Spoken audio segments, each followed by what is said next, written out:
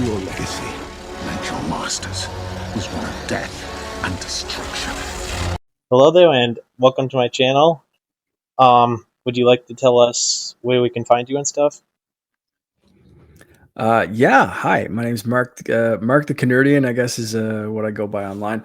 You can mostly find me on Instagram under CaNERDian_Jedi. That's where I hang out the most. I'm on most other platforms under the same handle. You can find everything on my link tree, but most of it's through Instagram.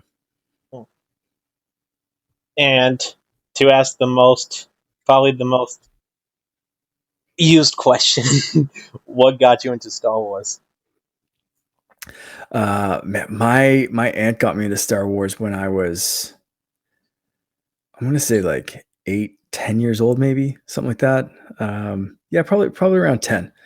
Um, she was a big nerd, and I always remember that growing up, like visiting my grandparents. She still lived there at the time when I could remember. Um, so visiting my grandparents and like going into her room and seeing like Star Wars books and movies and figures and all this kind of stuff. And she had a big Star Trek collection too, but I was always more drawn to the Star Wars side of things. So, um, I started asking more questions. Who are these characters? You see someone like Darth Vader, and it's just going to draw you in. Um, so she said, "I'll lend you one movie per week," and that's how I got started. So I had to watch Star Wars, Episode 1, New Hope. That's where I started off. And I had that movie for a week, and I think I watched it every single day that week. Then she gave me Empire, and I had to sit on that cliffhanger, like that revelation of like, what do you mean? Like he's his father? What is going on here? Is he What's lying? like that? Yeah, that whole thing. I had to sit on that for a week. Not probably as bad as like people who grew up seeing those in the theaters and had to wait like a couple of years to figure it out. But like My mother saw for those me, OG3 in theaters. awesome. Yeah, I Mind can't even blowing, she imagine said. having to wait for that. Yeah. But so for me, it was that week long period of time. And that was all that was out at that time. So it was a couple of years before they announced like the prequels, and I got to see all of those in theaters. And by that time I had owned, the VHS copies of the original trilogy, and it was all into the toys and everything else. But it was definitely my aunt that cemented my love for Star Wars early on. Huh. Well, that's great because usually people say their mom or the dad, but I've never heard aunt before. So that's actually kind of cool, actually, that Yeah. she Yeah. brought you into this cool world.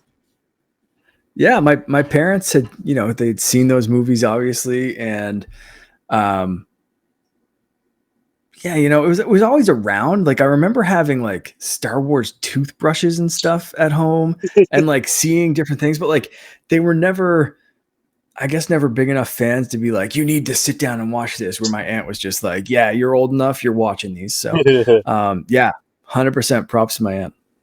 Yeah, my mother actually introduced me to them Yeah. when I was actually 5 years old. So great mother she was. So That's amazing. yeah. I mean, my son's 5 right now, and he hasn't seen any of the movies, but like he knows the characters. We have Star Wars books. He's seen like the Lego specials and stuff on Disney Plus. Like and his name's Finn. So like he's been Oh, Star Wars since birth. Like he's yeah, five might be a little early. I think, you got started early there, but like it well, worked out, I guess. well, in her defense, also, when the films first came out, actually, fun fact, my uncle was like 4 years old. It's on in theaters. Oh wow. But although it was a different time, so parenting really didn't give a crap back then. Yeah. Yeah. So did you see, you said only New Hope and Empire. Well, prequel out, so does that mean you saw Return in theaters? No. All three of the originals were out before I was born. So I saw all the prequels in theaters though. So I ended up seeing when they did the remaster. George Lucas went and started tinkering with things and did that remaster. Yeah, I think that was right before the prequels, if I'm not mistaken. I think so Possibly too. in between or after. But so I saw all of that in theaters. I didn't see the first run, but I saw the THX remasters. I saw all of that in theaters and the prequels and the sequels, of course. But so that was, I never saw any of the first run of the original stuff. So what I saw in theaters is that I saw the sequels in theaters, and then I saw the re-releases of Jedi, Phantom Menace, and this year Revenge of the Sith. So now, yes, that was awesome. Now in 2027, I cannot not wait to see A New Hope in theaters, and then that then that will mean all I will have to see is Empire and Attack of the Clones in theaters, because I missed the Empire release because I didn't know about it. Right. Yeah. They're different experience in theaters. It's it's very convenient to just be able to sit on your couch or wherever and fire them up on Disney Plus or pop in DVDs or Blu-rays or whatever. But there's something about that movie experience. You want to see Star Wars on a big screen. You get that opening crawl that's larger than life, and it's just loud. If you can get there. Yeah. It's awesome. So the prequels in theaters, the first round around, I heard that there was a tremendous amount of hate for them. Like 1, 2, and 3, I heard there was a lot of hate towards them. Is that true? I think that depends on your age group. And I think from what I've been told, it was the same kind of thing for like the original trilogy. So you had Return of the Jedi. There's a lot of people that were hating on the Ewoks. Like, what do you mean these little forest teddy bears are going to help the rebellion take down the Empire? You know what I mean? So it was the same kind of thing. Like, my sister's a few years younger than me, and I think I was right on that cusp. I was just young enough to appreciate how silly Jar Jar was and still understand that it was like for kids. She absolutely loved it. Like, my sister, being a little bit younger, was absolutely like Jar Jar was her favorite character. But I think anyone a little bit older saw Jar Jar, saw Anakin as a young kid, and kid actors, are hit and miss and whatever. And like, I think some people really hated it for that, and unfairly criticized Jake Lloyd. Obviously, like we know that story. Ahmed Best, and I think story. Yeah, and I think a lot of unjust and unfair hatred towards Jar Jar and Ahmed Best, and I think it's just an age thing and people not realizing that George Lucas always made Star Wars for kids. George Lucas's favorite character is Jar Jar Binks, or like one of his favorite characters. Like he made these movies for kids, and when people who saw the original trilogy grew up and saw, they were older when they saw the prequels, they expected the series to mature along with them. So they expected this to be a movie aimed at that time 20, 25-year-olds, whatever it was, 30-year-olds. It was still aimed at 10-year-olds. So it was still like George Lucas was like, no, I'm going to make another set of kids movies. Like, you can enjoy them as an adult. And I'm not saying that they're, like just for kids, but I think you have to keep in mind with any bit of Star Wars, maybe minus Andor now. But you kind of have to keep that in mind, that like, these are approachable for kids. Yeah. You can watch them as an adult. You can enjoy the hell out of them as an adult. And I think like the best kids entertainment, it has layers for adults to get more out of them. But I think that's where a lot of that hate comes from. So I think it's the same thing with any of the shows, goofy little things with some stuff in The Mandalorian. I think people just look for that reason to hate on things that don't grow along with them, or they want their childhood things to, be the same level. But for me, I don't, like I said, I was in the right age group, I think, at the time seeing those. So I remember hearing about some of the hate, like from older cousins and stuff like that. But I just loved it, man. It was Star Wars. Yeah, it on was like Star new Wars, yeah. new Star Wars. Yeah, it was good. It was fun. Yeah. So I think the only time the hate is appropriate, like this deserved every single bit of hate, is the Acolyte. That deserved the hate. I think you're dead wrong. Respectfully. Really? I Please didn't like that why. shit. I didn't like the Acolyte. I'll preface with that. I liked parts of the Acolyte. I think there was some really good stuff in the Acolyte that got bogged down with some extra bullshit that didn't need to be there, and some awkward scenes that maybe looked good on paper but didn't. But I definitely didn't get the hate for the Acolyte as much as some people were hating on it. I thought Chimera was one of the best villains we've seen in a long time. I thought some of the lightsaber combat was top-notch, best stuff that we've seen since the prequels. Yes, I agree. It was cool to see the Jedi at the top of their game, and some of those Jedi being corrupt back then, which we know led to the downfall in the prequels. I loved the hints that they were dropping about, Darth Plagueis and the Sith being in the background. Like all of that stuff, I think there were bits and pieces that if I were to watch The Acolyte again, there would probably be a couple of episodes I'd skip and kind of machete order it. But it's the same as watching Clone Wars. Like Clone Wars, the cartoon, phenomenal. 2D or 3D? Both. But 3D, keeping in canon, I love the 2D, but keeping even specifically just in canon, I think Clone Wars is excellent, but there are some filler episodes. There are some just like bullshit episodes that it's like, it's fine to watch if you want to do a completionist run of Clone Wars, but you can watch the Clone Wars in a couple of weeks if you do a machete order and focus on some like big key plot points and key things.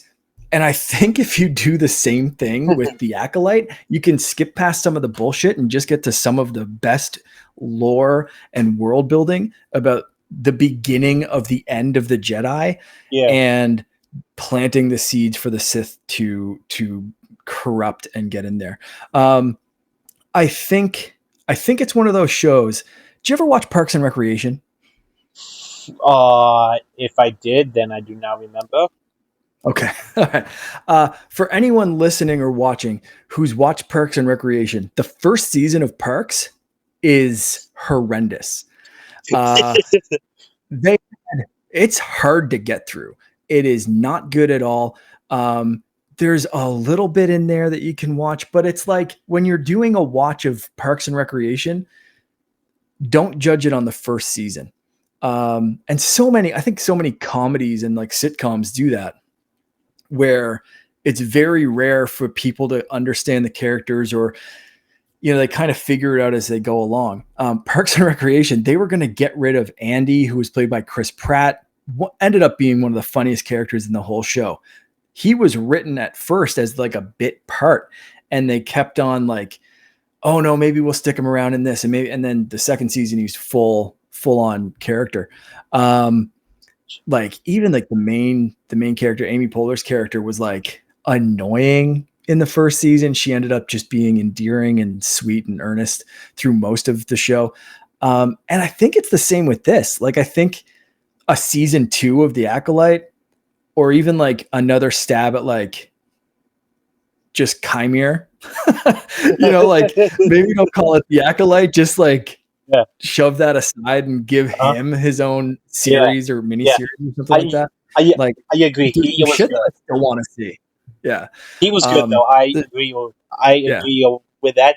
And also, now that you talk about it, I have seen that show because when you see because when you said Andy I just remember that one scene was actually real when he showed up naked and stuff. He actually dropped his trousers.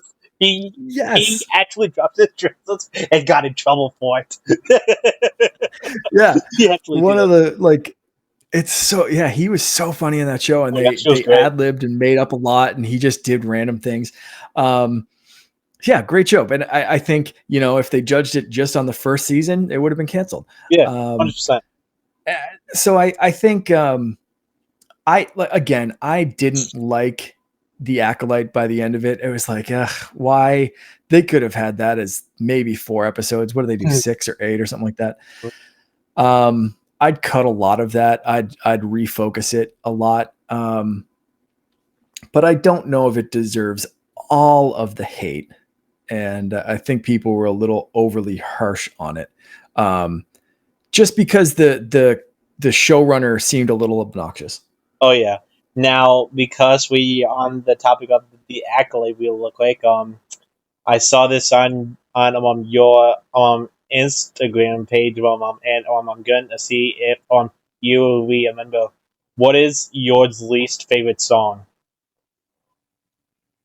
My least favorite song? No, yours. Like the character, yours. Oh, your oh my goodness. Yours least. Oh man, what did I say it was? Oh, the twist? Yep. Yeah, because he gets his neck snapped. Yeah, see, that show gave me a couple of good memes too, so I can't completely hate it. Yeah, and that's if that one had me dying to a day, I was like, oh my god. Thanks, I appreciate that. I forgot that I posted that one. Yeah, that was funny. That made my day. Yeah. I mean, and any show that can do that and take characters that you kind of you start to like they killed off Carrie Ann Moss. She was a big name on that cast. Oh yeah, and they killed her off in the first 30 seconds. That show took some risks. It took some big swings. Yeah, didn't land all of the big swings, but holy shit, they just tried some stuff. But at least they kind of brought. But at least they kind of brought back Saber's being deadly, because I think the first one to fall to a saber in that show was Daphne Keene's character, Jackie. I think you might possibly some of the nameless Jedi, but the 1, 2, man, what a fight! So what?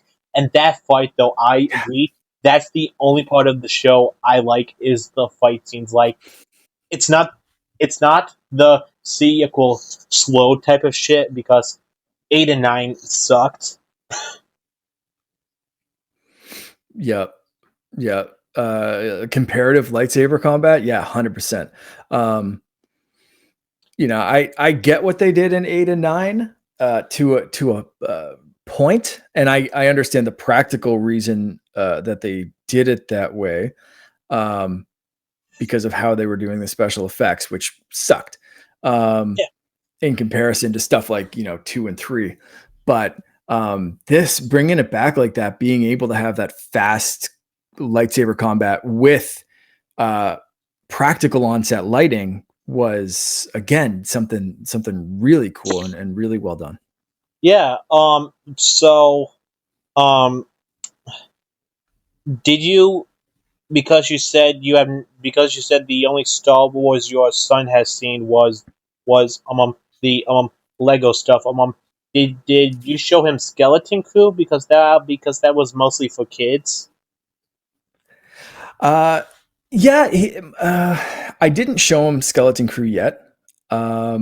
Probably going to wait another couple of years, just because there are, even though it is for kids, I think it's kind of Goonies age kids, which I would say, depending on your kid, every kid's different, but mine's mine can be a bit scared of those kind of things, and when people have a scary turn, that kind of stuff scares him more than more than like even creepy stuff. He's watched some stuff that I'm like, man, that's like scary, and he's like, it's funny. But like when someone has a turn, so I'm thinking of Jod or whatever his name is, Jod. like the main, yeah. I'm thinking of his turn and the holding the saber to the kids and that kind of like intimidation factor might be a little intense for my guy in particular, who just turned 5 again. But yeah, that might be some of the first Star Wars stuff that I show him, because it is lighter. I can't wait to show him like that and like the Goonies and stuff that's a little lighter, right?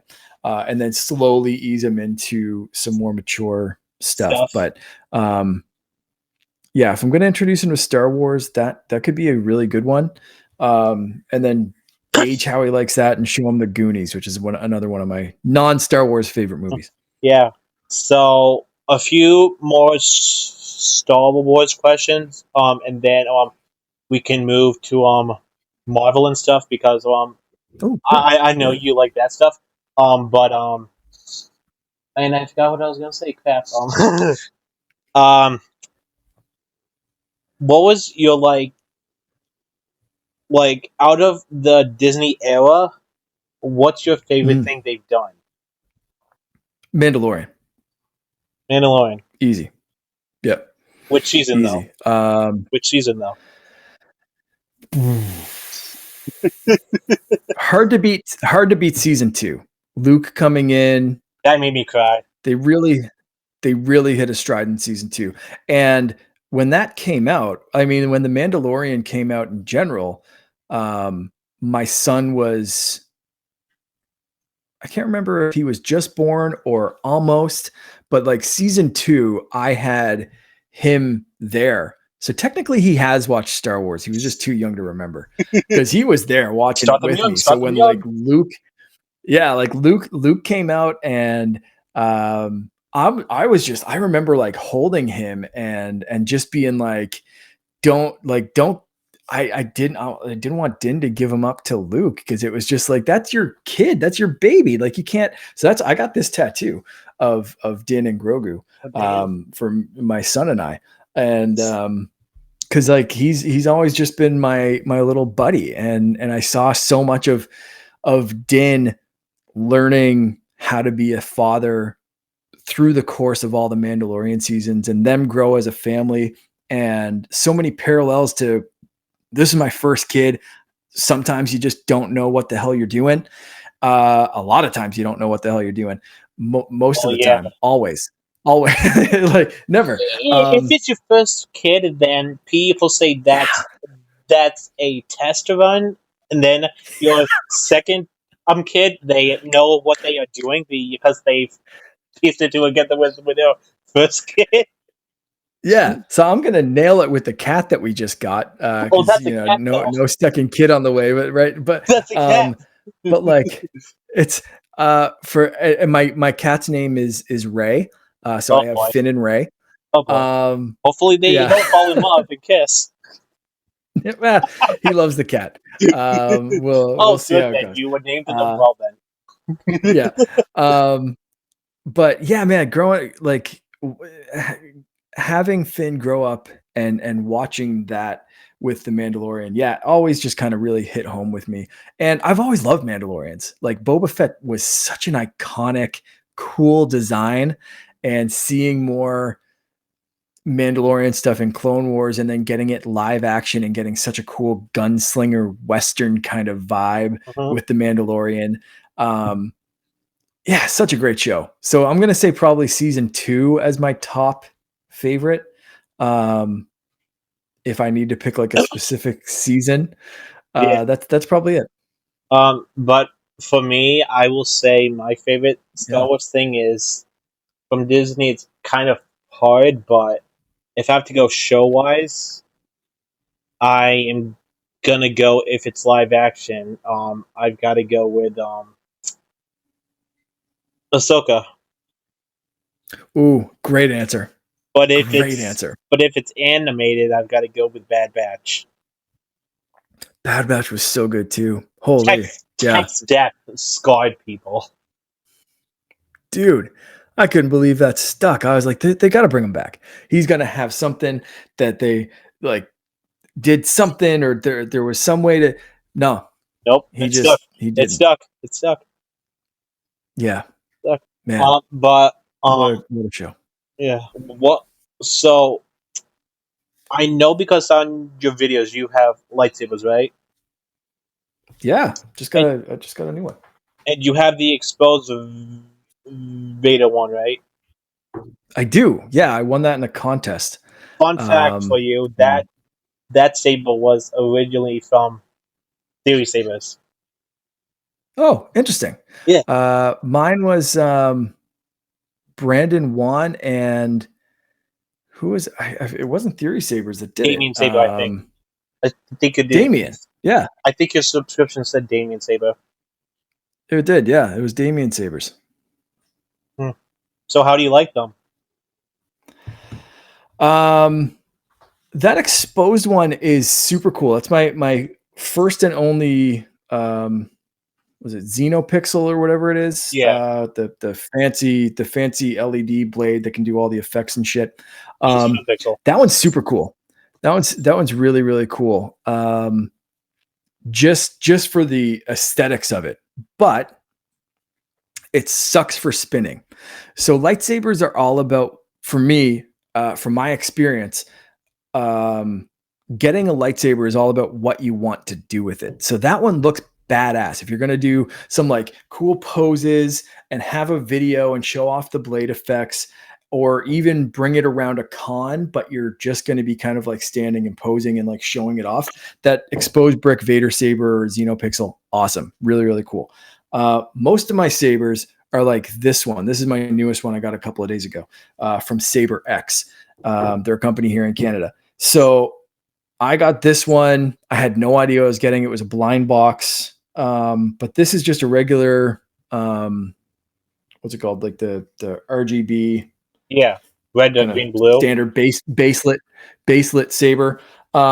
It goes through all the colors and everything, but it's basically a glorified flashlight with a tube. So there's no electronics through the tube, so you can beat the ever-loving crap out of it.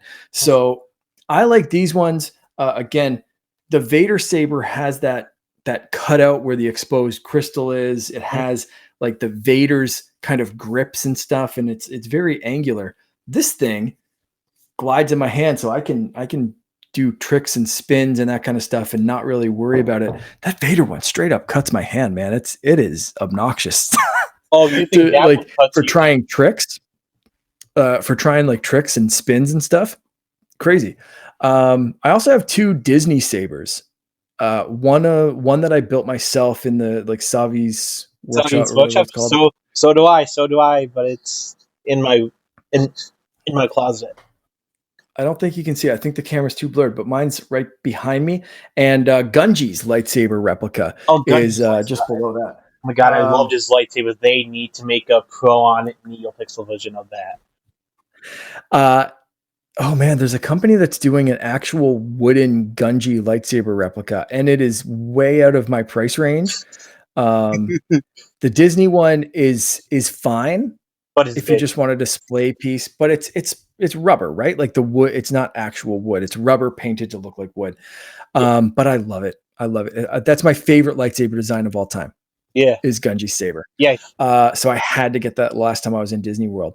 But for me, yeah, like Gunji's is okay to spin, but like stuff like this, that it's just like smooth. There's not much to it.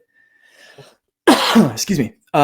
If you're getting a lightsaber to try to do like tricks or fight with, or like do anything that's rough whatsoever, my son and I, we had two of these outside the other day, and we were beating the ever-loving crap out of them, hitting them against each other. He hit his on a rock. I wasn't worried at all. I've seen them run over by cars. These things are damn near bulletproof.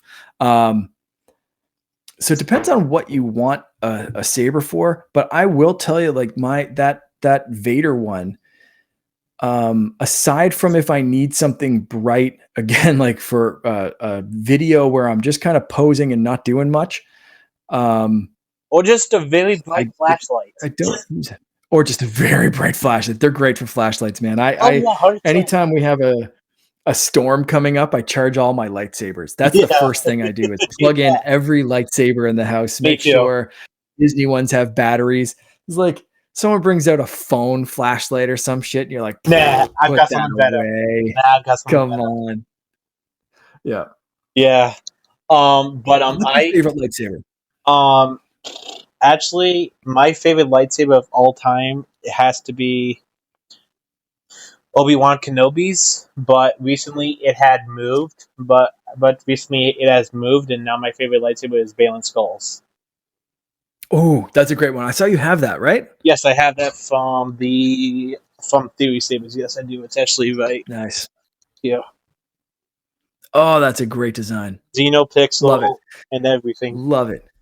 Yep. Yeah. And I also and I love that the spikies are on the top of that one, and the bottom of it is still kind of good, so you could do some spin. Although he has kind of like dual-handed, like I do that too. His style is more, more brutal, more broadsword, savage kind of style, which is awesome as well.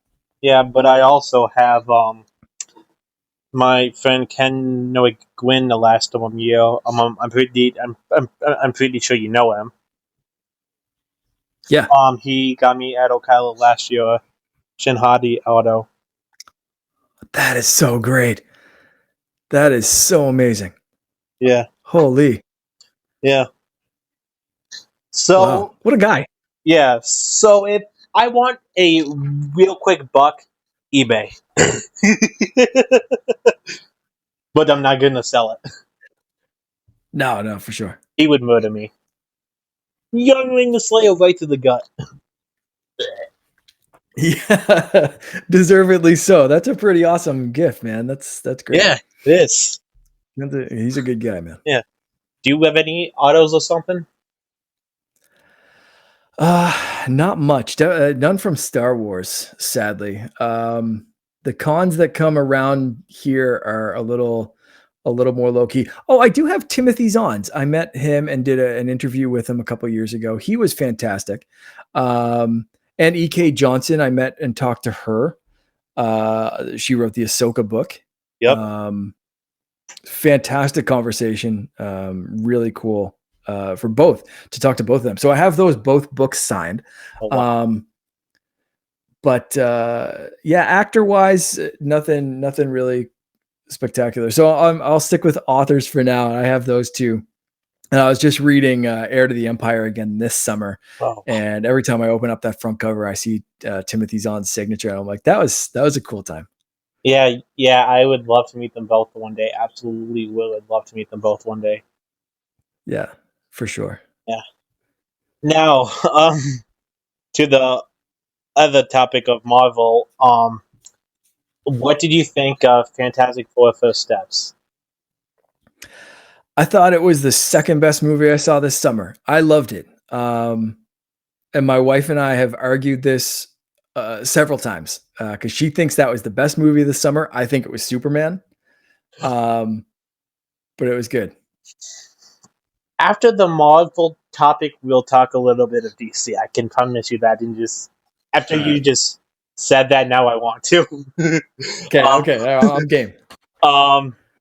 But my only issue with Fantastic Four: First Steps is that they could have picked a better Reed Richards than Pedro Pascal. Like, come on, he's in everything. Yeah. He's in Marvel, he's in Star Wars, he was in DC. Like, it's kind of annoying.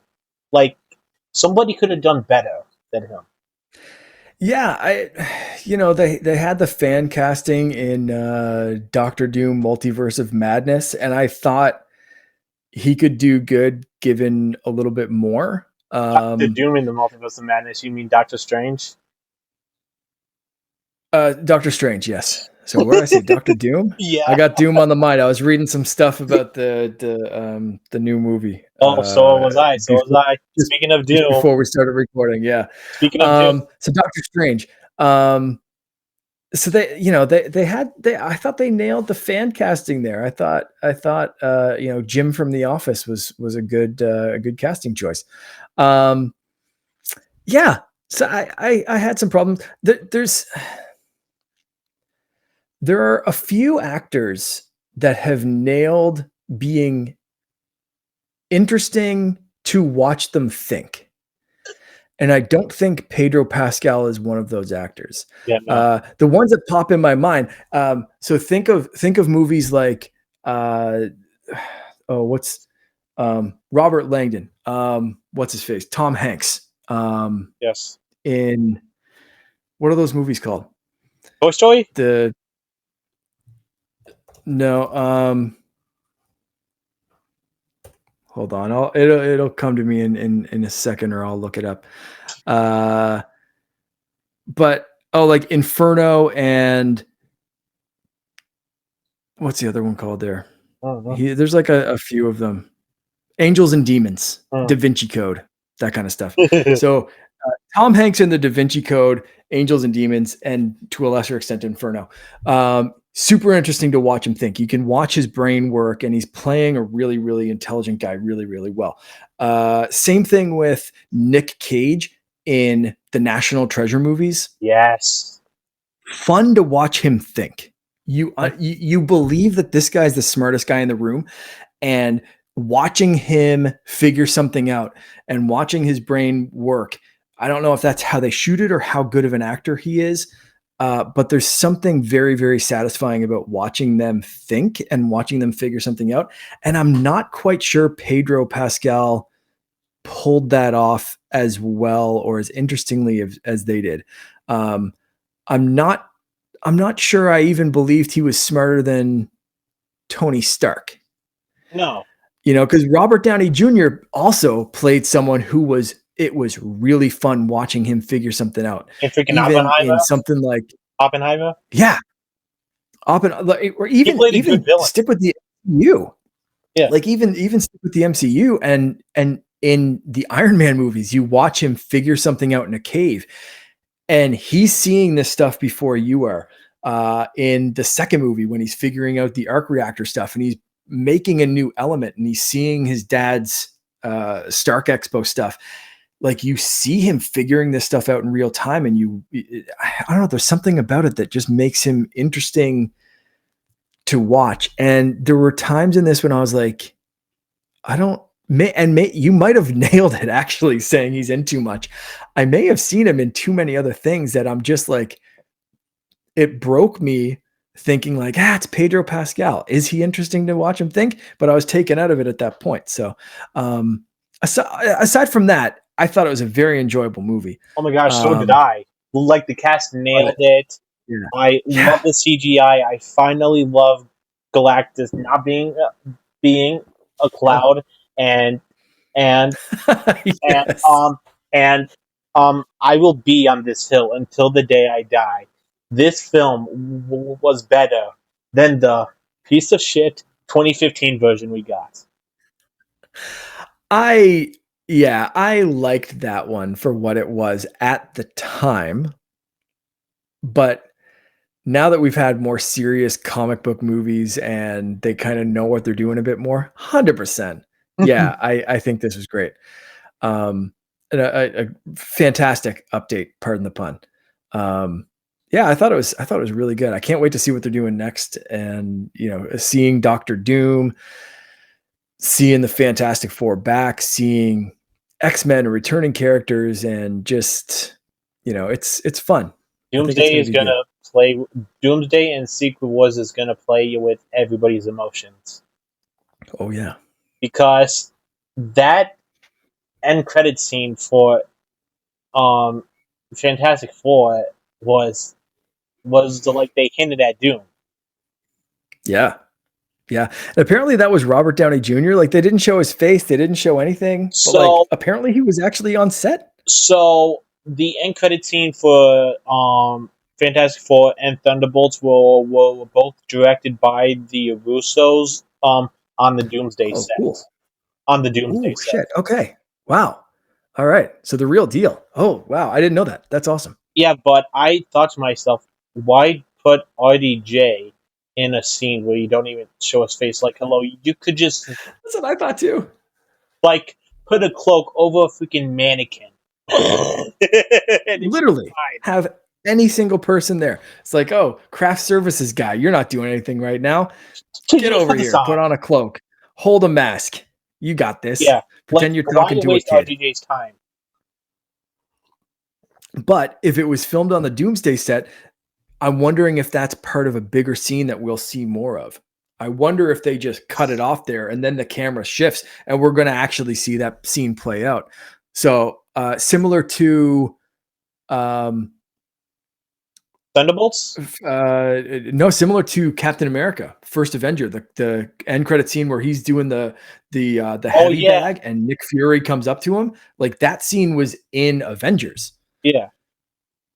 So I wonder if it's the same kind of thing because they showed that at the end of First Avenger and he's beating the shit out of the heavy bag, and then they replayed that whole scene during Avenger, like the first Avengers movie. So it could be a thing like that where that's actually going to be a scene in this new movie, and they just cut it at an inopportune for us time. Yeah. Well, maybe not because apparently the synopsis for Doomsday came out, like a little bit of the description, and it says Doctor Doom has arrived in the MCU, and yet the Fantastic Four, and yet this film takes place in another universe. So yeah, I don't think it will, but if it does, then that would be sweet. But how I would have the scene play out is that at the end of the Fantastic Four, I would have had him like I wish it showed half of his face, just a little bit of a hint. But people say his face will be all scarred and stuff. But Franklin was touching his face. So does that mean that healed Doom's face now? Right. Yeah, could be a possibility. Yeah, because Doom's supposed to be all like scarred and stuff, and supposed to not look like Tony Stark at all. So yeah, since Franklin was touching his face, I wonder like, is it now healed? Because that Doom is apparently from that universe. Okay. Yeah, because they did show the his sign in the UN as an empty sign for Latveria. Yeah. So yeah, there are a few hints. So yeah, he definitely exists in that universe. Be interesting to see how they play that out. I can't wait. Yeah, but I just cannot wait because I bet you that when the first trailer drops for Doomsday, I bet you it will get more views than Deadpool and Wolverine did for the Super Bowl trailer. Oh, I think you're right. That's when they should drop the Doomsday trailer, is the Super Bowl. Yeah, what kind of spacing would that give it? Doomsday releases in December and the Super Bowl is in February.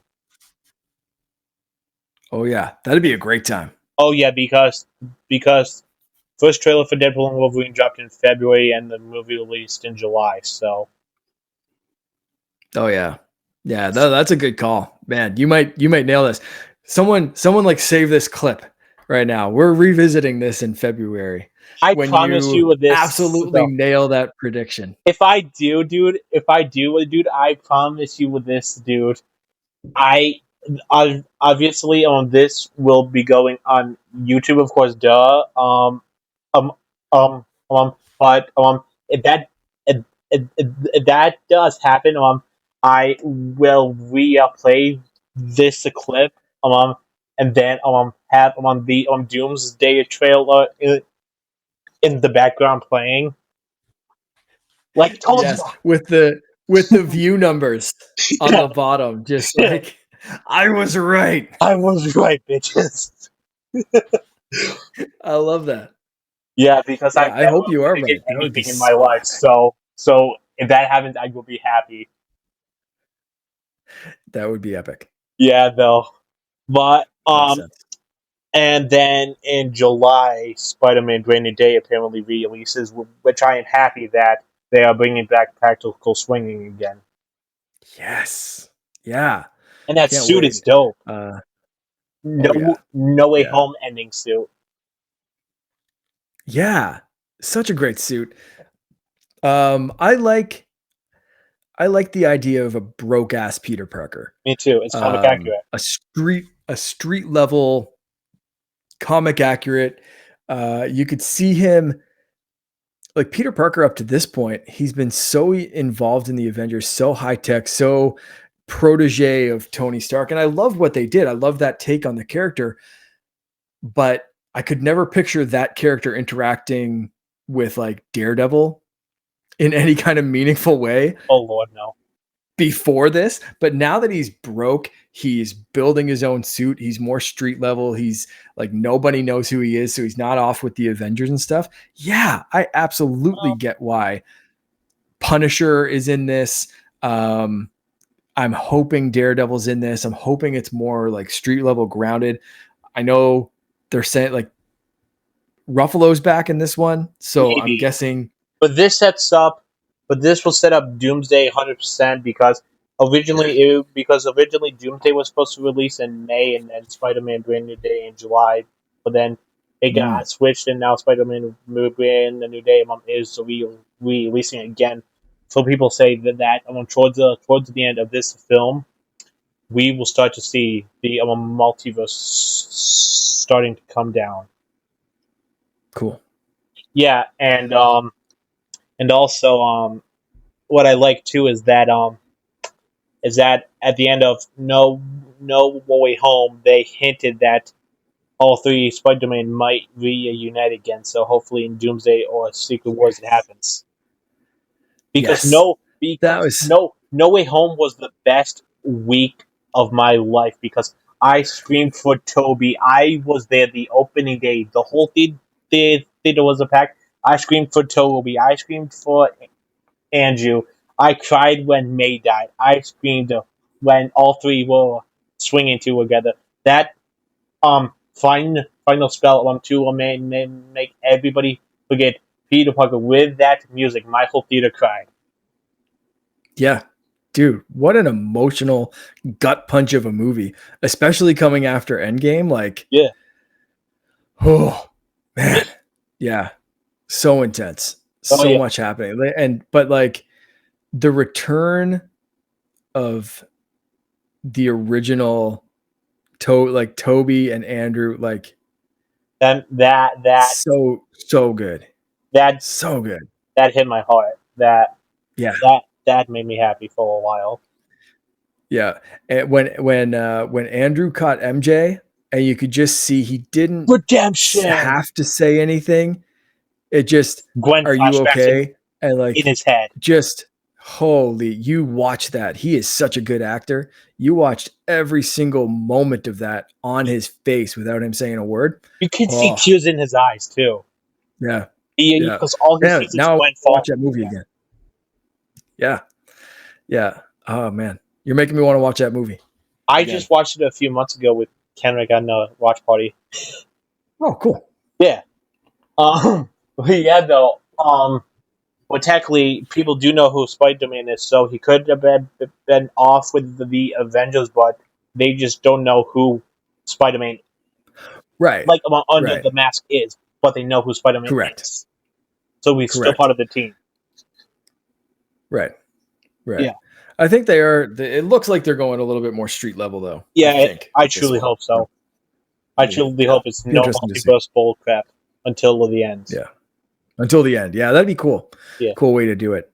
Now, what I would like to see, and then this is just my fan casting for Doomsday or Secret Wars. Imagine Toby and Andrew return, right? And then there's Spider Gwen. And it's revealed. It is Emma Stone. Imagine Andrew's Peter's face just fall. Dude, that would be so good. He would automatically cry in that moment. Like, Gwen, is that you? And so would she. if they stick with the opposite flip, like she lost her Yes. Peter, Yes. he lost. So it'd be they lost each other, and now they're there. Oh man, I need that to happen. But although though the perfect person who to play Spider-Gwen from across the Spider-Verse in live action would be Haley Steinfeld. She'd be great. But although she is yeah, a she'd be Bishop, amazing. so Yeah. She You know play how else both would be in great? live action. The girl from Wednesday, Emma something. Wednesday, Not the Jenna one that Ortega? plays Wednesday.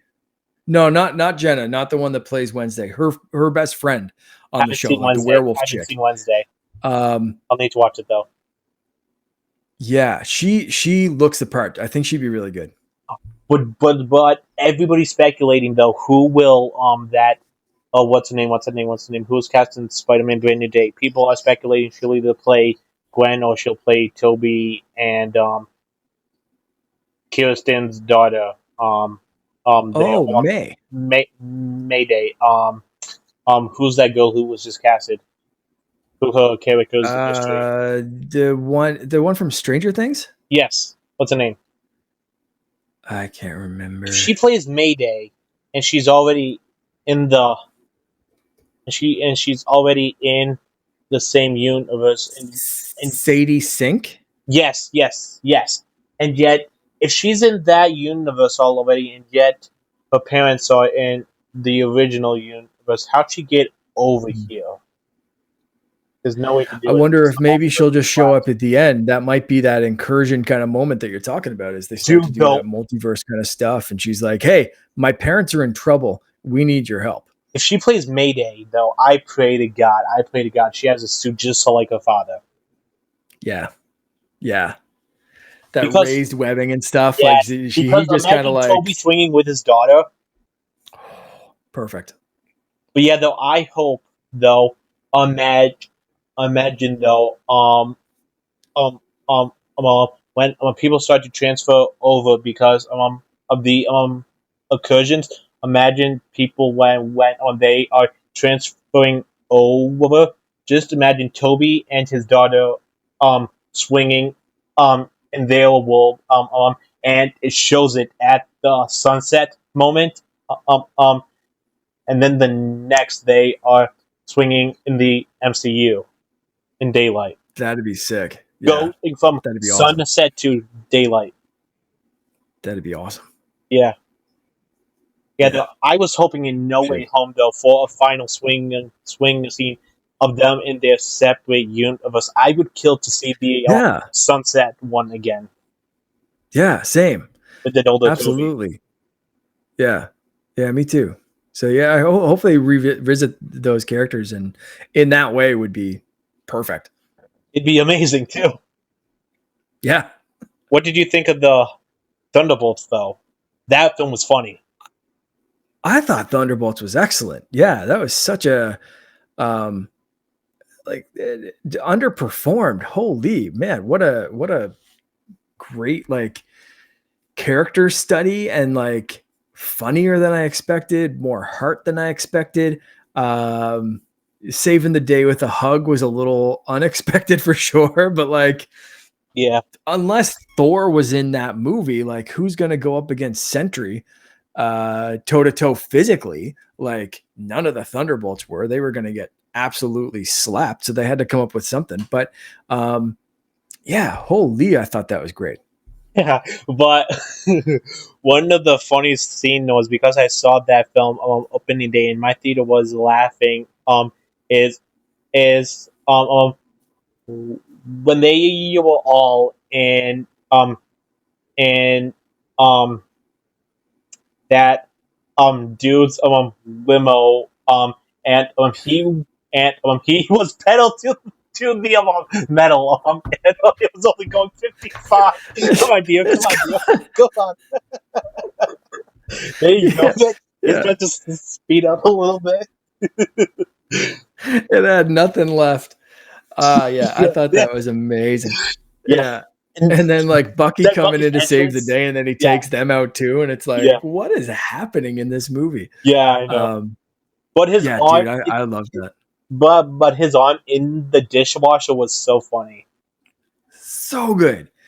Yeah. Yeah. So many weird little moments like that would just, or like just John, like he turned my shield into a taco and he still had the taco shield later. And it's like, why haven't you gotten rid of that, man? And he's What? just rocking the taco shield. Just so funny. Like throw it away, man. Get a new one. He should Do be called something. Taco Man. Yeah. Yeah. Taco America. Like he just Taco America. He just throws bottles of salsa at you. Yeah, it's sauce. man. Just yeah, so many weird little moments. Or even hit like John falling down the that silo tunnel Oh my elevator god! thing. What is Just, I got this. Can you do that again? Like, Yeah. But in that scene perfect. though, did you get the Toy Story 2 reference? Yeah, Yeah. When they were all climbing the wall, don't you do it? yeah, Don't you do it? Like, yeah, yeah. that was a great scene. Little tiny Easter egg to It really was. Pixar and Toy Story 2. Yeah, Yeah, yeah, yeah. So great. that That's was another so one I funny. really have. Yeah. That was great though. What else did you like about that scene? About that film. I mean, I'm sorry about the film. I mean, Oh yeah, no worries. I really hope they address more of the void, and how far it reached, because I think they've come out and said like it reached Daredevil, it reached Spider-Man, like it covered New York. So like there are other heroes and other people that we've seen in the MCU that were affected by this. Presumably like whoever was in the Sanctum Sanctorum, whether it was like Wong or like, I think at that point Strange is kind of like off with Cleo. So like whoever's guarding the Sanctum, like that had pretty broad reach for New York's like MCU. So I really liked that they showed a tiny bit of that, but they also kind of planted it as like, we can kind of delve into this a little bit more in like later, things. So whether that comes back in Secret Wars or whatever, Doomsday. Would be, or Doomsday. Sorry. Yeah. Secret Wars is later. So whether that comes out in Doomsday or even in Spider-Man or whatever, like I think that'd be pretty interesting. I agree. I also like that there were like stakes in this, because at no given point did I know who was going to make it out alive at the end. It was pretty clear that Taskmaster wasn't going to make it. Like there were like a few hints in the marketing material and that kind of stuff. The Taskmaster was not going to make it very far. But aside from that, especially like taking her out very quickly, sorry for anyone that hasn't seen it, spoilers. But taking a character out pretty quickly really set it up that like, okay, they're going after Sentry, they're going after the Void. Does anyone make it to the end of this movie? You know, it was like they would. Do you know why? Because in March, Marvel did a little Doomsday casting announcement with the chairs, and then everybody from Thunderbolts and Fantastic Four was on there. So I thought, thanks for the spoilers, Marvel. Now we know, and now what we know is Thunderbolts and Fantastic Four. Nobody can die, and yet, even though spoiler warning, Sue almost died. It meant Bob Kiss. Yeah. It meant Bob Kiss. Yeah. Because of that spoiler. My cynical, like conspiracy theory brain was like, they could cast these people and show them in flashbacks in this, like in Doomsday, or like, do something, or like it's it's an alternate version of this same character. So like this person's still in it, but they have a tiny little cameo part. So I was still kind of like sitting in the theater knowing that the cast was announced during that chair lineup. I was still like, there are ways to kill people off and either have them come back, have a alternate version of them, have a flashback scene where they're shown alive, or like, hey, this is how they died, or this is a mission bit or something. Like I was still a little bit nervous for some of the characters. And I thought the stakes, once I kind of like locked in and let myself be into the movie, I was still like forgetting that casting roll call thing. I was still fairly into it. Which was 7 hours long. Yeah, ridiculous. But dude, ridiculous. I jumped off my couch when they said Ian McKellen. I was like, what? Yes. Did not expect that one at all. Yeah. Like, that was like, what? You're bringing him back again? Yeah, like it, and so much of that original X-Men cast, including people who had died in prior movies. So they're taking them from an earlier point or a completely different universe where those characters didn't die. Like, it's just crazy. I love it. I will say though, Professor X's death in Multiverse of Madness and in in X-Men Last Stand was kind of brutal. Very. They killed him off very brutally. Very brutally. Yeah, very. Multiverse of Madness specifically was so in your face brutal that I didn't expect. I saw it in 3D. Yeah, me too. So yeah. Like, when you think that twisted, insane. Like, oh my god! Like right just the jump scare horror of that movie in 3D and on a big screen was just like, okay, Sam, I see you're cooking here. You're showing your horror directing roots. You know, that was, yeah, man, that visceral neck snap. Dude, though, if they went any farther, dude, they could have made a Doctor Strange horror movie. Oh yeah, they should have gone farther. They should have gone further with that. They had. That was another thing that the similar to not quite on the same level as Acolyte, I think, but I think same kind of like they could have gone further. They could have made that great where it was good. I think they could have leaned way more into that and made it a lot darker and a lot better. Like example, when Mr. Fantastic became Spaghetti, I wish they'd gone a darker route. Like, I'm sure he felt it, but it was like way too fast. Right. Okay. Yeah. Make it a bit slower. Play with his mind a bit. Had to like say after I'm done with you, I'm gonna kill your family. Blah blah blah blah blah blah. Like completely, like make it dark. Yeah. They could have. They could have made that scene a lot darker. Captain Carter's death was a bit too fast, but it was great to see her in live action now after What If. Very true. But it was a bit too fast. Like, really, you just catch the shield, then just throw it back at her. Like, really, that's all you got, Wanda? Yeah. And I don't know if that was the visual effects fault or what, but it didn't seem. Yeah, it didn't seem fast enough. Like the shield, didn't seem fast enough. It seemed like something that she could have caught. Hap could just caught, like just catch it. It's like Bucky threw it back at Steve harder than that. Yeah, like, come on, you know what I mean? Like, and they caught it right in the gut.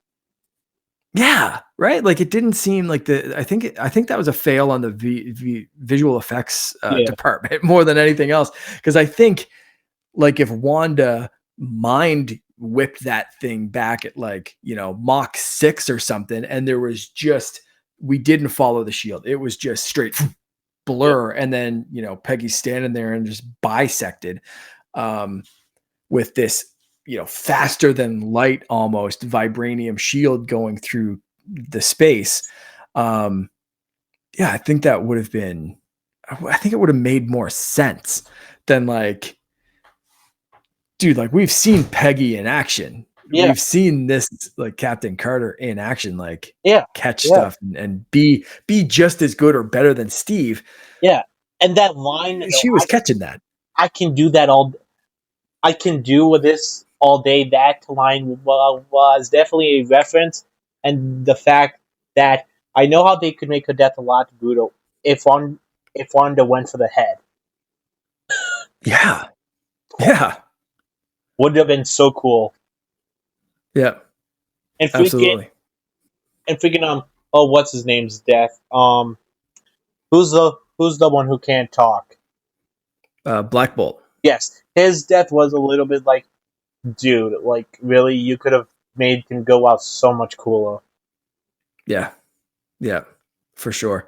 And like telegraphing that with like, he looked cool though. Not, yeah, it was a visually interesting, with his popping his own head kind of thing. Yeah, I'm talking about Black Bolt in general. That's his first time in live action, so he looked pretty cool. Oh yeah, very much so.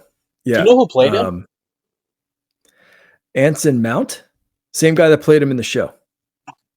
And what show, if I'm not mistaken? Inhumans. Oh, that's right. Oh, so that's the second time in live action then. First time in that suit, though, I think. I didn't make it through Inhumans because it's painfully terrible. I watched, I'm going to say the first couple of episodes and then dipped because it just sucked. Cloak and Dagger. And I was, I never saw Cloak and Dagger. Don't watch it. Don't waste your time. Cannot be worse than Inhumans. Oh, it's not as worse. I don't think they got the suits, the comic accurate suits in that. So it was cool to see Black Bolt in a comic accurate suit portrayal, with the tuning fork on his head and the whole nine. What would have been cooler though is if right beside him we had the dog. Yes, absolutely. Imagine how imagine that dog's death. Imagine how Wanda would have so much trouble killing that dog.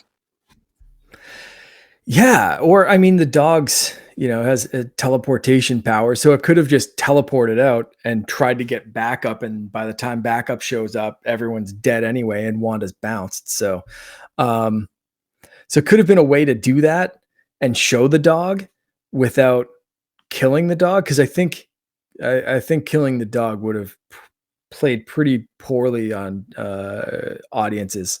Yeah, I think so too. Now, depending on how they did it. But yeah, killing dogs is always, especially big, cute ones. That never goes well with audiences. Little stuff too far for the MCU, I think. Well, nothing's really too far from the MCU. Yeah. Not after this film. Nothing's really too far, but at some point in the future, I hope we get a Marvel horror movie. That would be awesome. Lean straight into it. Yeah, because Marvel's Zombies is coming out soon. Yes. I'm excited for that. Are you? Me too. Oh, yeah. Yeah, I love the what if stuff. Yes, I did too. Zombies is going to be badass. Yeah, but the one thing I'm not liking about what if is because about the trailer, though, there's a scene of literally Spider-Man throwing Stormbreaker at Thanos. Like, really? You're not even worthy, dude? Like, he's not even worthy. You don't have to be worthy for Stormbreaker. You have to be worthy for Mjolnir. Spider-Man wasn't worthy for Mjolnir either. I don't think it works the same with Stormbreaker. Does it? Stormbreaker and Mjolnir are basically the same thing. Like, example, if Tony tried to pick up Stormbreaker, it wouldn't work. All right. Maybe this version of Peter is worthy? What do you, who knows? I have no idea. I wonder if they'll explore that one. But actually, there is going to be a DC horror movie. They are making a Yes. rated R Clayface movie. Yes. It looks That's so gonna good, and be I cannot wait for that. Like, dude, but I don't like the wild. release date though. I'm not a fan of the release date though. What's the release date for that one? 9/11. Oh, really? Jeez. Okay, yeah, they could have avoided that one. And yet, though, they released that release date after James Gunn reportedly said 9/11 has not happened yet in the DCU. So that's kind of bad timing Yep. to That's a little awkward for to sure. release something. Yeah, weird. It should be good though. It should be excellent. Yeah. For James Gunn, like after seeing Peacemaker, what we've seen of Peacemaker season 2, seeing Superman, I thought it was the best movie of the summer. I have a lot of faith in James Gunn, and then especially like after Guardians of the Galaxy, that's such a great emotionally packed trilogy. So I have a lot of faith in James Gunn, and for him to say, so I watched an interview today with him, and he was saying like, Lantern Corps, like Green Lanterns was on their list right away. As soon as they took over the studio, they wanted Superman, they wanted Green Lanterns. I think Supergirl was talked about pretty early on. Peacemaker, Creature Commandos. He was like, Clayface wasn't on our radar. The writer, director, or whatever, brought Clayface to them, was like, I want to make this. And they were like, this is so good that we have to make it. That being the case before they even make a Batman movie, That's weird. before they even, like, that is weird. And it means to me that the script and the movie are phenomenal. Oh yeah, 100%. So I can't wait to see that, man. But I cannot wait to. But yeah, though Superman, though I agree was a good movie because I actually genuinely I am not afraid to admit this.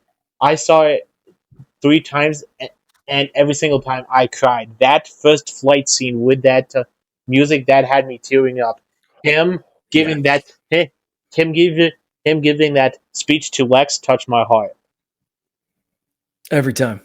Like he Every is better than Henry Cavill's Superman.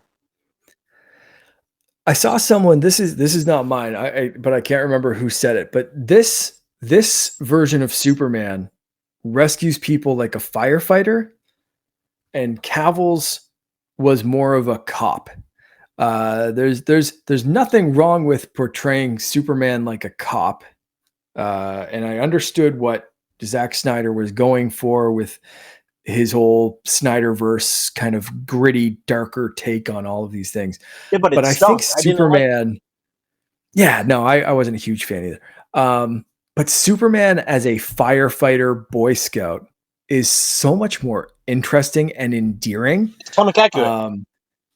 And comic accurate, yes. I loved the take. And for me, the one that sold me on this movie completely was that little scene where he's talking to Lois, the Justice Gang's taking on that imp thing in the background. He's just kind of sitting down, and he's telling Lois, like, she's like, you have a dog? And he's like, it's not even my dog. It's more of a foster situation, but he's scared. He's alone, and I need to go find him. He's not even a particularly good dog. I love that. And it's so Superman. And he's just like, and the best part about it for me, the dog was Supergirl's. After. So exactly. That is why he wanted the dog, because I think he was afraid that, I think according to James Gunn, that this Supergirl is a little bit more, not a little bit like a smidge darker and stuff. She has a she's dark back really unhinged story. So I think that he was more afraid of what Supergirl would have done to Lex. So I think he was afraid of that. That's what I was gonna say. Like, this whole movie, by the end of it, you realize the whole movie is Superman trying to save Lex Luthor from his unhinged cousin. Because like that desk flip when he's like, where's the dog? And he's screaming at Lex, like, that wouldn't have happened if Supergirl was Keep there vision. instead. Keep She vision. would have ripped his spine out like Doom did to Thanos and just been holding a skeleton like, did you find my dog yet? Like, drunk off her Kryptonian ass. Like, the whole movie was Superman trying to save the life of the guy who wants to kill him because he didn't want his cousin to be pissed off at Lex. So he knew he was the lesser of two evils. So like the whole thing is like, he's not a particularly good dog. Lex is not a particularly good human, but I'm going to try to save them anyway because I'm better than what my cousin's going to do to this bald dickhead. Like, just so good every second.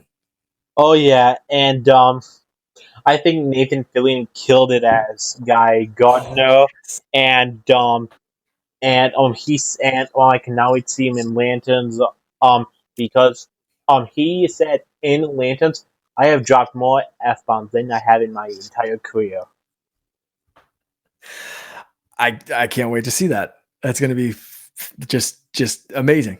Like Yeah. how I love it. I love that the DCU is doing stuff like that. Comic accurate too, like the bowl cut and Comic stuff. accurate. I can't wait to see Guy get punched in the face by Batman. Oh my gosh, if that happens, then that will be hysterical.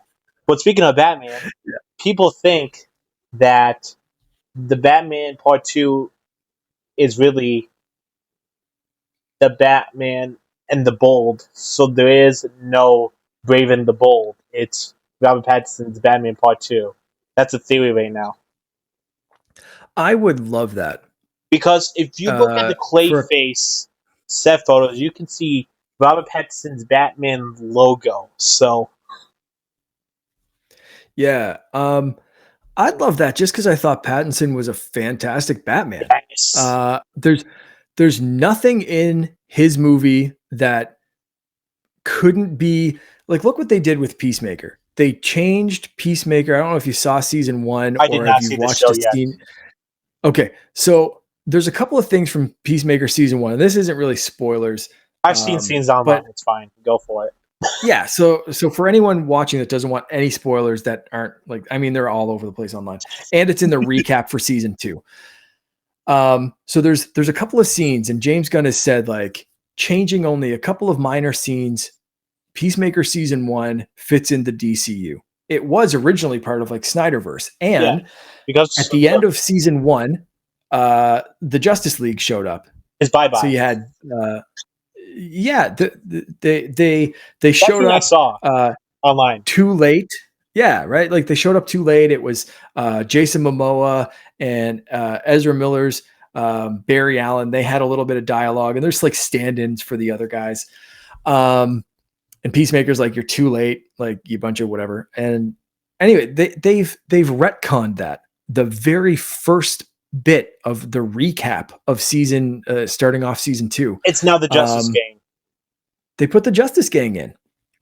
And I think the Batman could work very much the same way, but I honestly don't know if you'd have to change a single scene. It's been a minute since I watched it. Like I want to watch it back and just see if there's literally any reference to anything. Like, because you could have that movie and just not mention metahumans or just not, he wasn't really concerned with that, but like have his Batman meet that Superman and be like, yeah, so you're dressed as a bat, and it's like you're wearing your underwear on the outside, and it's just that's it.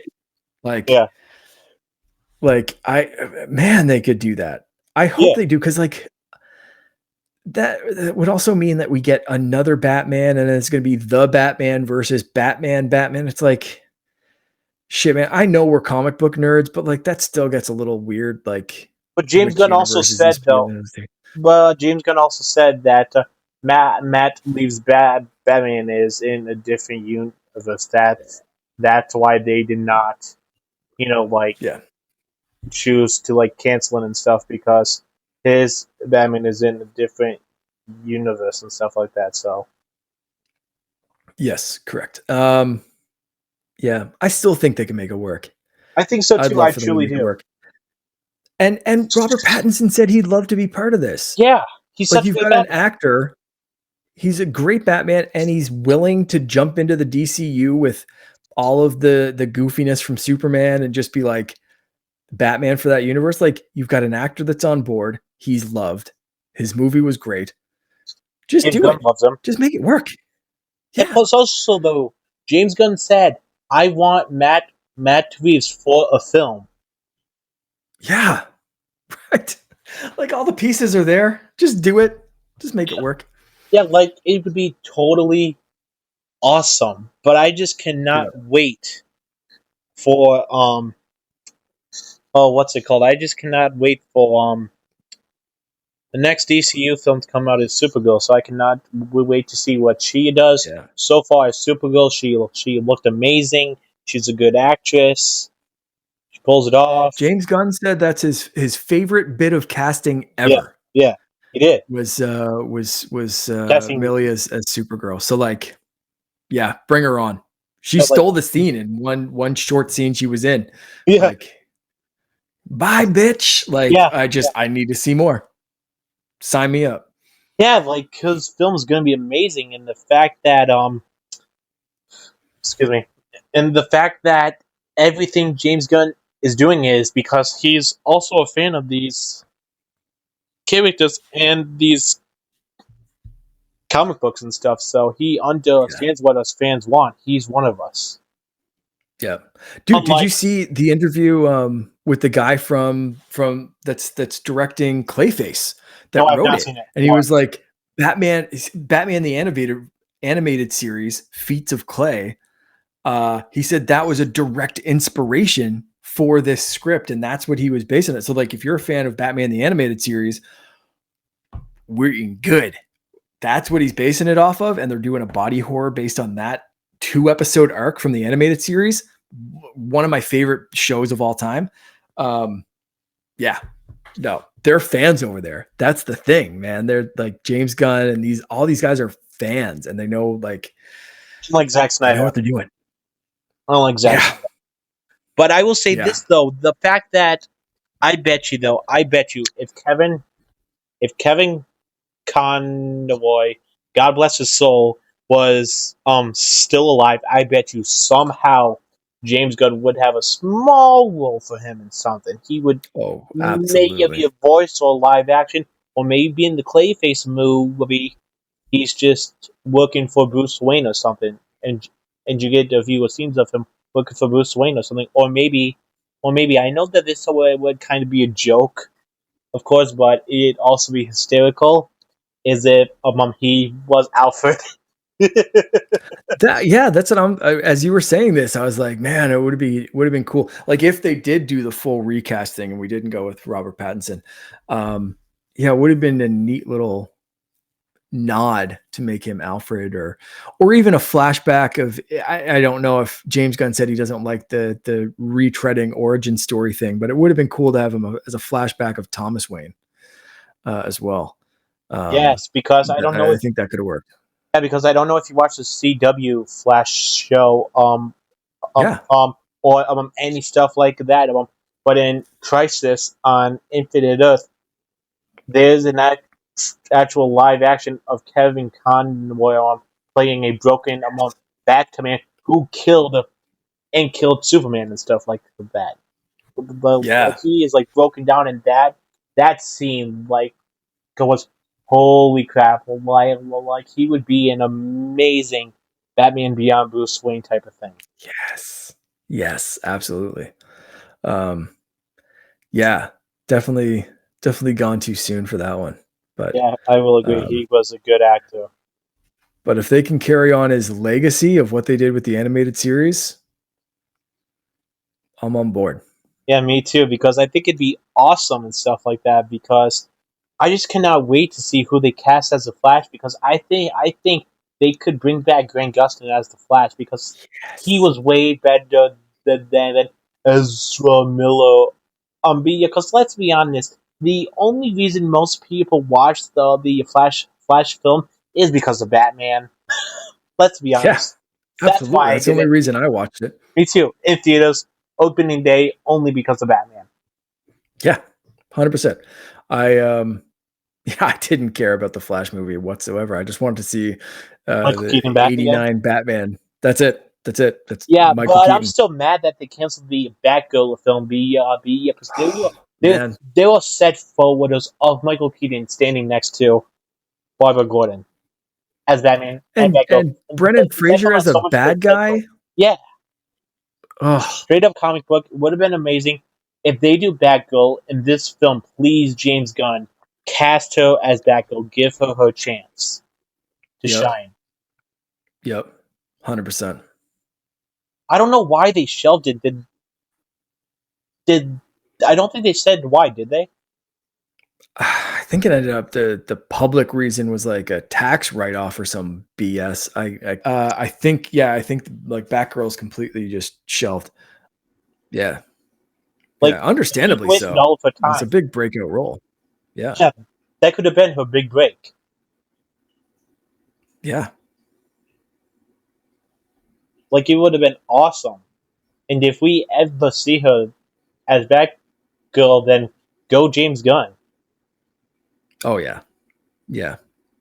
Hopefully, Yeah, because or something else. You know, if it's not Batgirl, like hopefully, if he's seen that and sees the worth of the people in it, he seems like the kind of guy that would do some casting. Like, hey, I saw what you guys did. It sucks what the studio did before we took it over. Like, we got something for you.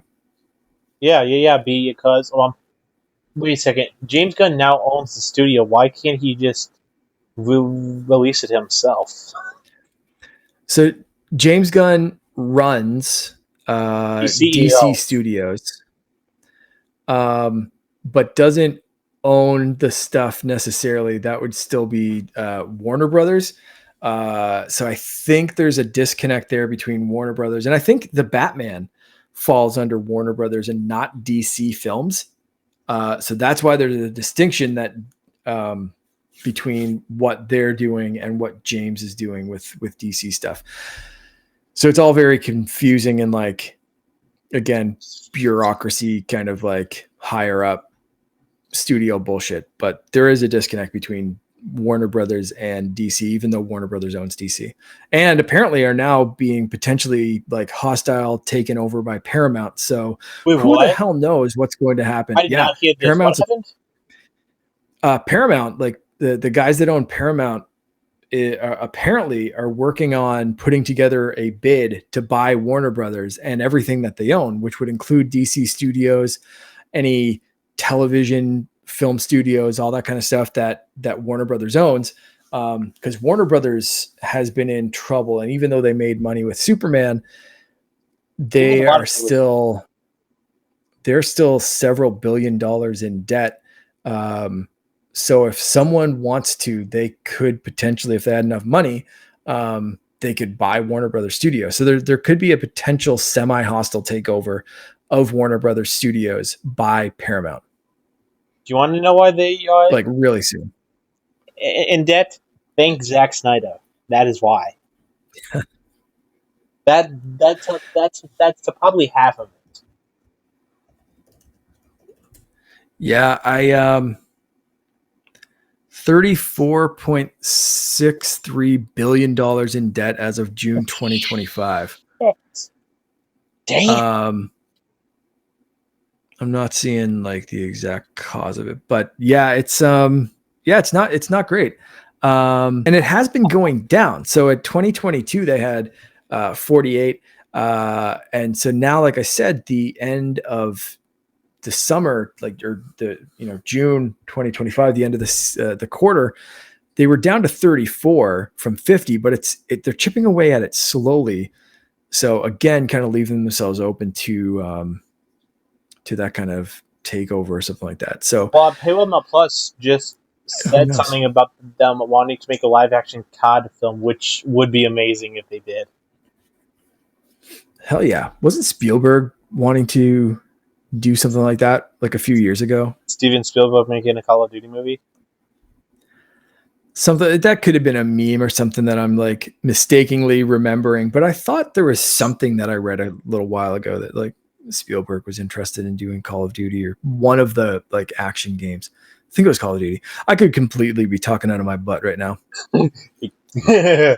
Yeah, But speaking of games, I see you are a big fan of video games though, because I've seen your Fortnite clips and stuff like that. I am And, absolutely huge video game fan. and you recently got a Nintendo Switch too. Is that worth it? Because I've heard that the battery rate is like faster. Well, I take that back. It dies faster. And that Yeah. and and that the games are ridiculously expensive, and that the console's not even worth it because it's so expensive. Like, what is your physical view on that? The battery life has definitely taken a hit from the Switch OLED, which I gave to my son. So I still have it around, and I still like look at him playing for a couple of hours more than me, and I'm like, damn it. But aside from that, I'm really impressed with the system. Hate that games are going more expensive, but you know, they're also more expensive on Switch and more expensive on other consoles. And it's not every single game. I hate it. I'm not defending it whatsoever, but for me, it just means I'm more picky with the games that I do buy. So that's going to suck when there's a game that I'm like, maybe I'll get this. No, I won't. You know, in the past, there's been a lot of those games where I'm like, maybe, you know, that might be worth a try. And you've tried, you know, you'll sometimes take a gamble on those games, and sometimes they're great little, you know, hidden gems. It's like when I bought Splatoon, I didn't think I would like Splatoon, and I ended up loving the 3 games in that series and doing a short, like a short-term podcast with a friend of mine about Splatoon, and like, you know, would never take a gamble on that if it was like $100 game. But like, so, you know, now those are the games that I think you know, I will miss anyway. I'm just, you know, I'm not, it'll be big games. Like I'll get Metroid 100%. Let's go. But like Pokemon Legends ZA, the Pokemon series can be so hit or miss that I'm going to wait for a review. Cause if that's Terrible. Why not running peak, you know what I mean? Like if it's running like Scarlet and Violet did when they first came out, like skip for me. But if it runs like Pokemon Legends Arceus, hell yeah, sign me up all day. I put like 200 hours into that damn game. So for me, the Switch 2, I'm really enjoying. It runs Fortnite like a dream. I love it. Dude, I play Fortnite also, dude. Next time I am at my dad's, I'll have to ask for your username because I will add you. Yeah, awesome. That sounds great. Yeah, that sounds wicked. Oh, I'm always down. Yeah, hit me up. Yeah, so I like the Switch 2 runs Fortnite really, really well. It runs all the old Switch games way better. Anything that had any kind of lag or any kind of like slowdown in frame rates, it's running like way better. Load times are faster. It's just better in every way. And so for me, it's worth it to jump on it now because I know I'll have this for a long time. I enjoyed Mario Kart. I enjoyed Donkey Kong. I'm loving Fortnite on it. And I've gotten back into other games like Tears of the Kingdom. I never finished, so I jumped back into that because it runs better and looks better. So yeah, worth it for me. But I also played a lot. Like I play a lot of Switch. I like bouncing back and forth between TV and handheld mode. Having a 5-year-old, if he's watching something on TV that I'm not interested in, but I still want to kind of be close to him and spend time on the same couch, I can be playing something on my Switch and I want the best experience for that. So a bigger screen, a better screen, a faster system like the Switch 2 is great for me. But I totally understand wanting to wait a couple of years for like a Switch 2 enhanced battery edition or a Switch 2 OLED. Totally. You know, I understand that. But also the price of these things isn't going down. We've seen it with PlayStation and Xbox. Like the prices are going up. When the hell has that ever happened in history? Dude, you will not believe it. Dude, it's so crazy because I've got a It's insane. PlayStation 5 and I got mine for only like 400 something bucks and now it's like 600 something again. It's nuts. It's insane. So like, day one purchase of a Switch 2, I know I'm going to get my money's worth. Cause that's my main go-to now. I have a Series X, but again, in a house where we have like one main TV, like we have another TV up in our bedroom that we barely use. So like one main TV, if my kid's watching like Inside Out or something that I'm like, I've seen it 17 times, I'm okay. I can't play my Xbox on that TV right now. So like, Oh, you can play load it up Switch. on my Switch too. Yeah. Right. So if I can run stuff, if I can run things like, I didn't get it yet on the Switch 2, but like Star Wars Outlaws, that running as good as it does on Switch 2, that's impressive. Well, I heard that game. I didn't even waste my money because I heard that game completely sucked. I heard it was vastly chopped. I heard that there were so many glitches in it. Like example, I watched Theory play it, and then there's this one mission where he just randomly falls through the floor and dies. So don't even get the game. I have it on my Xbox. I heard it sucks. And I've very much enjoyed it on Xbox. I haven't run into any glitches whatsoever. I've gotten killed a couple of times, but it was from people shooting me, not falling through a floor. I've really enjoyed my time with it. I got it on sale. I didn't get it at launch or anything like that. So I got it just a couple of months ago when it really dropped like half price or something like that. And I like straight up, like it's good enough for me that if it or when it drops, a significant amount on Switch, I might actually double dip because like being able to play that kind of thing handheld and just kind of like pick apart missions and stuff. And I've heard that it runs really, really well on Switch. What you wish they would release on Switch? I bet you would wish that they would release the Jedi games, Jedi Fallen Order. Oh yeah, I said that on. Like I love Jedi Survivor. My opinion, I still play it, and I think it is way better than Jedi Fallen Order. We need a Cameron as the live action Cal Kestis. Yes, absolutely. I would play those games. I have played those games over and over again. I would play them again if they came on Switch. I said that on a podcast about a month ago. Podcast like co-op mode. It's a podcast I used to do with Todd Oxtra. And that was one of the things I said before I left that show was like that was one of the last games I was like, I want this on Switch too. Like, give me a double pack or make me buy both of them again. I don't even care at this point. I want those two Jedi games on a Switch too. Jedi 3 better sign me up. Jedi 3 better be good. Yes. Agreed. Now, what we definitely need is that we need a new Superman game. Yeah, better than Superman 64. Yeah, I heard that one stunk, and because the last Superman game was Superman Returns, so we need an open world Superman game. That would be cool. Same thing for a remake of the Arkham games.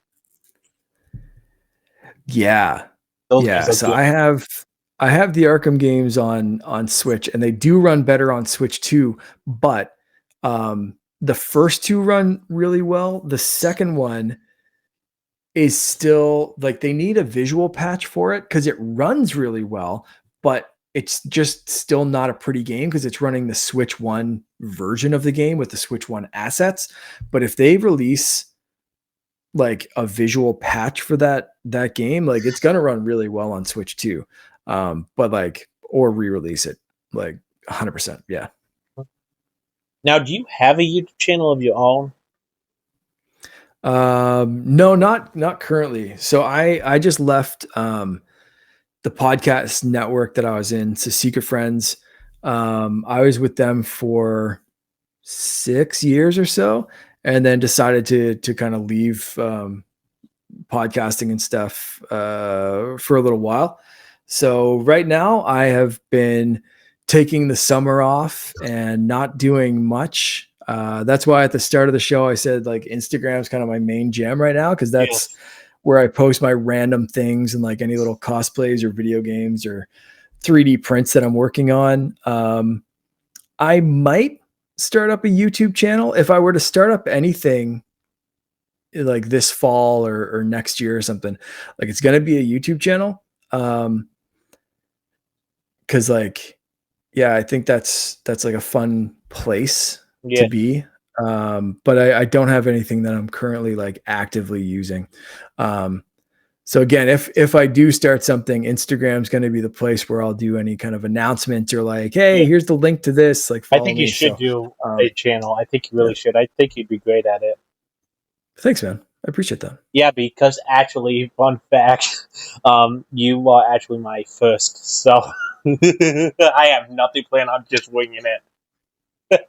Hey, that's great. I'm very honored to be the first guest, and this has been fantastic, man. We've run through a lot of different topics, and it was a really fun chat to go through all this with you. So I hope you keep doing it. I hope you get some other guests, and I hope you keep on with this, because it's like a fun chat series, right? Just kind of like getting to know people on the internet. It's really cool. Yeah, like have you ever heard of the Drip Jedi?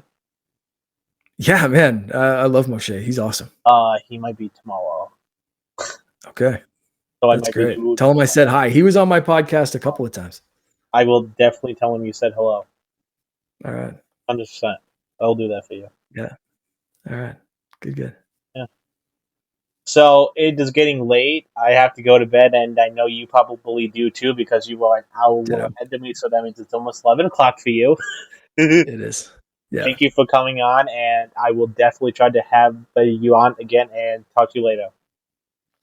Absolutely, man. Thank you. It's been an honor. It's been a pleasure. It's a great chat, and hit me up again. And I can't wait to see more Moshe and anyone else that you grab for this one. I'll be tuning in. 100%. And I will definitely, next time I meet my dad's, like I said, I will DM you and get your Fortnite username so I can play you. Yes. Dude, yeah, I was just gonna say, slide into the DMs. Lately, I've been dropping my time between Fortnite, and I just got Helldivers. Last week, a couple of the guys at work were like, "Dude, you got to get Helldivers." And I was hesitant at first, but I dropped in, and it is really, really good. I'm glad I picked it up. And now that it's crossplay with PlayStation and Xbox, I'm like, I'm in. So, if you're playing either one of those, hit me up. Slide into my DMs. 100% definitely will. Let's get some Power Rangers on the go. This is great, man. Thank you so much for having me on. I couldn't not get the Power Rangers. I grew up with Power Rangers, man. I met a couple of the Power Rangers. I get them because I didn't have an Xbox. I need a PlayStation card to get them. Oh yeah. I luckily had enough V-Bucks that I hadn't spent, and I was just like, yeah, no, this has to happen. And then seeing Peacemaker drop, and I have no V-Bucks left. I'm like, damn it. Use your wife's credit card. I'm kidding. Yeah. She would. No, she uses mine. That's why I don't want to spend anymore. No. Okay. She's gonna see this. She's gonna throw a shoe at me. No, we're good. We're good. Yeah, no, this was awesome, man. I can't wait to talk to you again and play with you soon.